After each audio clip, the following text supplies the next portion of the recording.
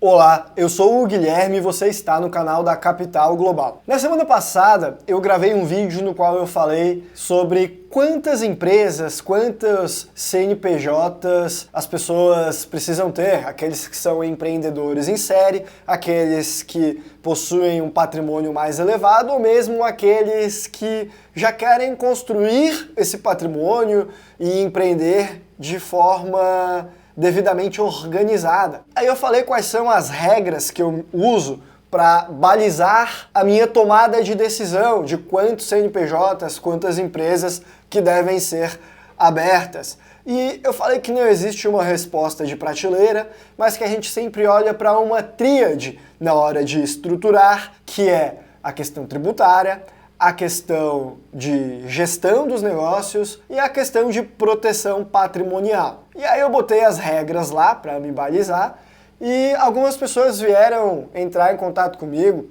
ao longo da última semana falando: mas Guilherme, se eu for olhar tudo isso como parâmetro, eu vou acabar por um sujeito que estaria no Simples. Com 15 empresas, a CNPJ é demais. Além do que, seria muito trabalhoso ter todas essas empresas. E sim e não. De fato, isso é uma estratégia que costuma ser mais abordada para aqueles que, como eu falei, possuem um patrimônio mais alto, ou mesmo a ideia de organizar essa gestão de uma maneira pensando em escalabilidade. Ainda que, porventura, possa ser um pouquinho mais custoso, ou dar a impressão, num primeiro momento, de que vai ser bem mais trabalhoso. Mas calma lá, porque boa parte dessas diferenças de pensamento, dos receios que as pessoas compartilharam comigo nos comentários e mensagens particulares ao longo da última semana, são mitos. E é por isso que eu resolvi gravar o vídeo de hoje, para desmistificar todos esses pontos e mostrar que não é tão trabalhoso ou tão complexo assim você ter vários CNPJs. Então esse vídeo é uma continuação daquele da semana passada que eu vou deixar aqui no izinho para que você possa conferir, mas calma lá, se você não conferiu não precisa sair daqui não, pode deixar para assistir no final, mas não deixe de conferir. E se você não me conhece, eu me chamo Guilherme e você está na Capital Global. Por aqui nós falamos sobre internacionalização, e nas quintas-feiras jurídicas nós damos uma abordagem mais sobre o ponto de vista legal, sobre o ponto de vista de planejamento patrimonial na internacionalização. Vai ao ar todas as quintas-feiras, o conteúdo tem relação com o mundo jurídico, mas é óbvio, isso aqui não é assessoria jurídica. Mas então vamos lá. Os argumentos que nós costumamos ouvir, sobretudo depois daquele vídeo, contra a criação de várias empresas como estratégia de otimização, de proteção patrimonial e de gestão do negócio, são, primeiro argumento, o aumento do custo para manter toda essa operação.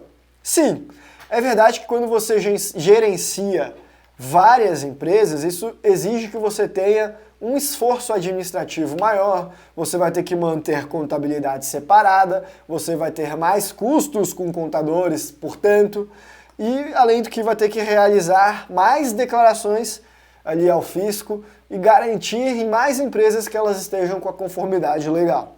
E isso pode parecer algo mais complicado, mais demorado, mas a minha resposta é que essas tarefas administrativas podem ser terceirizadas para contadores e advogados por um custo mais baixo.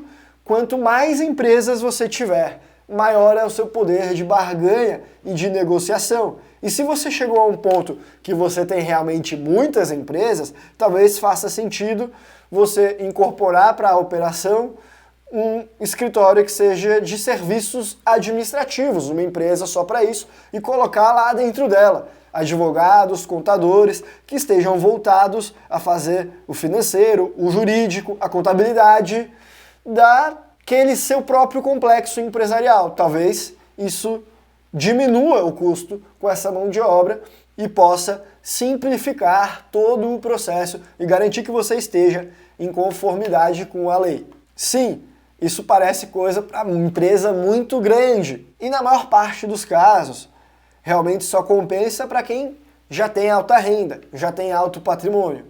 Mas, se você quer chegar lá, você tem que saber o que é feito para chegar lá, e esse é um passo muito importante para tanto.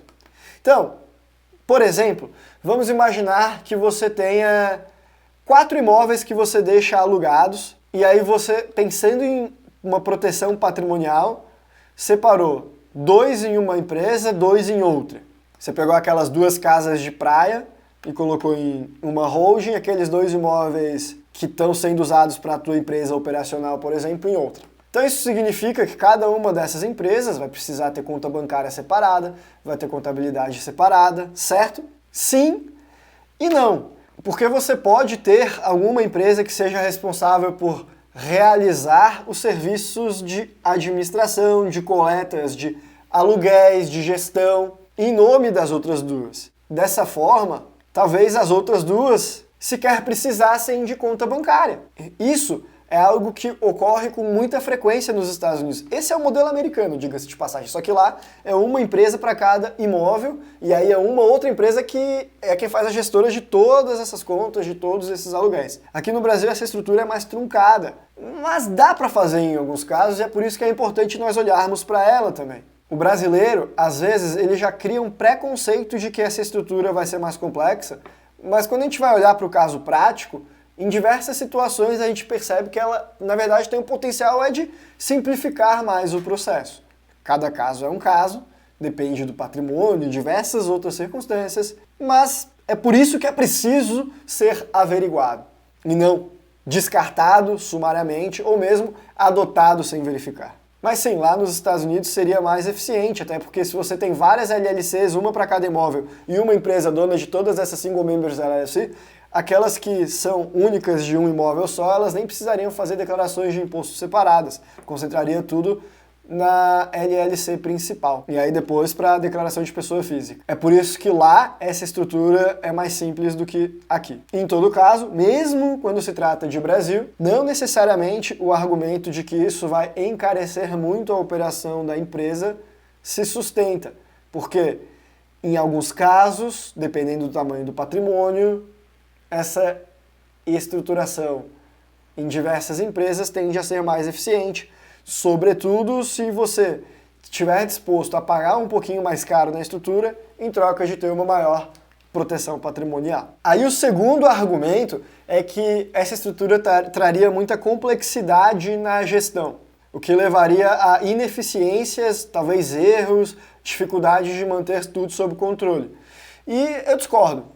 Eu acredito que se você segmenta em diversos CNPJs, a sua vida, os seus negócios, o seu patrimônio, em realidade você consegue ter uma organização adequada e o uso de ferramentas corretas para segmentar. Então, só complica mais se você abrir um monte de CNPJ e continuar desorganizado. Mas, via de regra, o que acontece é o oposto. Considerando que as pessoas têm mais CNPJs, elas tendem a misturar menos, a se organizar mais, a segmentar melhor e, consequentemente, ter maior organização no seu complexo empresarial sobre o seu próprio patrimônio. Meio que ter várias empresas te força a organizar melhor as coisas. Aí um quarto argumento que eu ouço contra ter múltiplos CNPJs é que você acabaria tendo operações que poderiam se sobrepor, que poderiam ser redundantes. Por exemplo, 2 empresas de marketing digital, que eu usei naquele vídeo. Alguns dizem, não, mas aí você vai segmentar o risco, mas aí você vai ter 2 empresas que têm a mesma finalidade. Isso aí não seria uma duplicação desnecessária de recursos e esforços dedicados a uma mesma questão? E olha, cada empresa tem de ser adaptada para propósitos distintos. Se você pensar puramente no objeto social da empresa como a tomada de decisão, aí sim, tenha uma só para marketing digital. Mas se você olhar de forma mais completa, analisando também planejamento patrimonial, analisando também o risco de cada contrato, aí você perceberá que faz sentido segmentar, porque seria muito mais caro, por exemplo, aquele caso dos, para quem não viu o outro vídeo, você tem 2 empresas de marketing digital, uma para pegar o nicho que não tem risco e outra para fazer marketing digital para apostas esportivas e para cassino. Olha, quando você falar, não, vou juntar tudo em uma só para não ter o custo de 2 empresas, e depois você é surpreendido porque aquele cassino, aquele negócio de casa de apostas, Forex, ele toma algum processo e que acaba impactando e respingando na sua empresa, aí você vai pensar diferente. Aí vai ter te custado muito mais caro do que seria.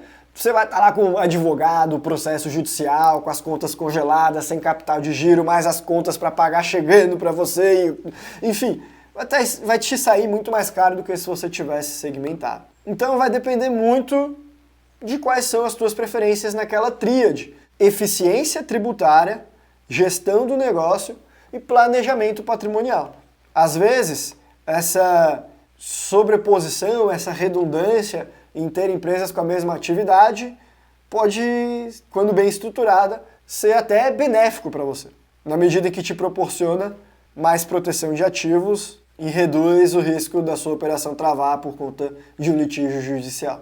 Enfim, esse vídeo foi um pouco mais curto, foi apenas para trazer estes adendos ao vídeo anterior. Por hoje nós ficamos por aqui, o vídeo anterior está na tela, caso você não tenha conferido. Um abraço e até a próxima!